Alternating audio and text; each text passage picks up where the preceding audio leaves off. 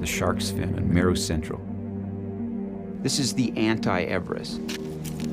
Meru is not just hard, it's hard in this really complicated way. You gotta be able to ice climb, mix climb, and you gotta be able to do big wall climbing at 20,000 feet. It's all that stuff wrapped in one package that's defeated so many good climbers. That, to a certain kind of mindset, is an irresistible appeal.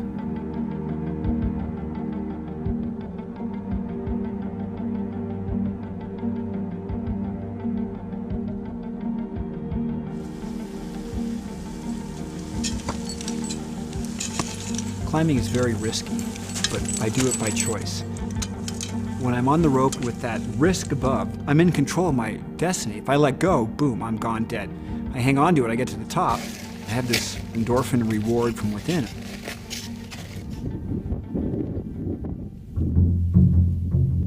The game in climbing is cut that line as fine as you can, but you don't want to take stupid risks.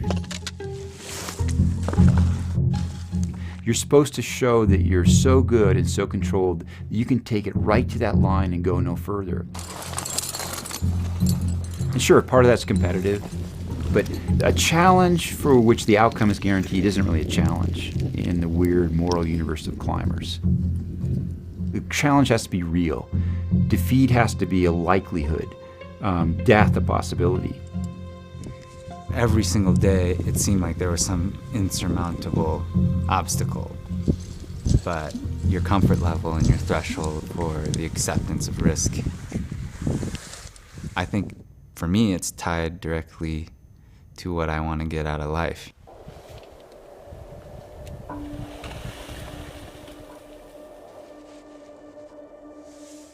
For a climber, I think one of the most key things you can do is assess each potential hazard in terms of what might go wrong.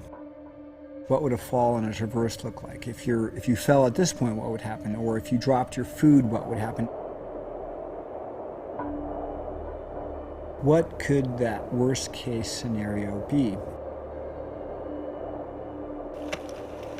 When you head off on an expedition, you have to be convinced that you can do it.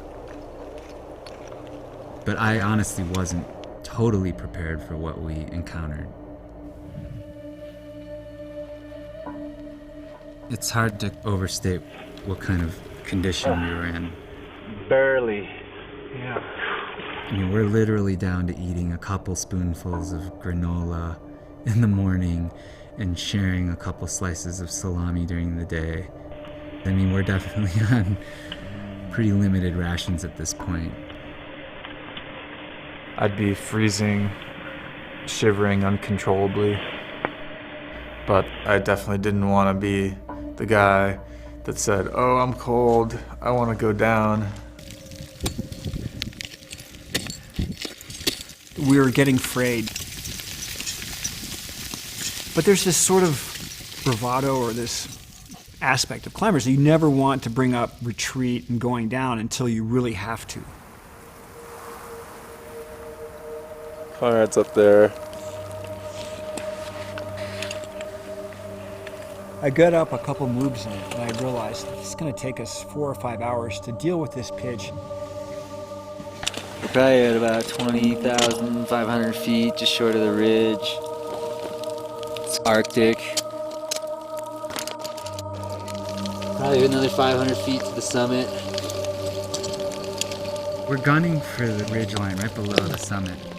We've been going for probably 12 hours, and there's these giant chunks of snow and ice just slamming right on. I could really feel that I was losing my fingers and toes.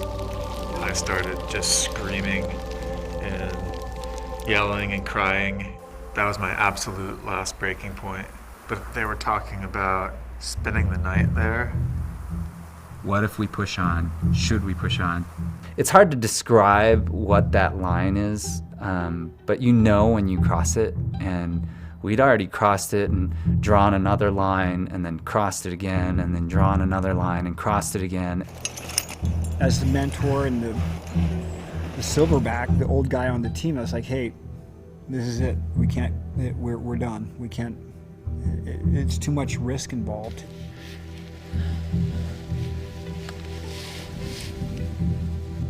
We know the standard Sisyphus tale. He has to start at the bottom of hell and he rolls this boulder up this steep peak.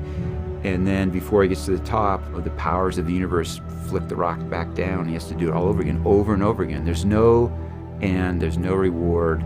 This was thought to be the definition of hell.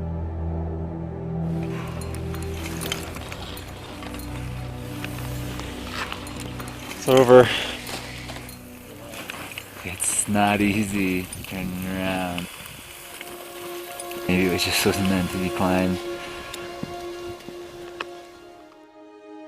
To be within a stone's throw of the top and then not be able to pull it off, it was heartbreaking. All of us gave it our best. We pushed our limits, but there was something left undone.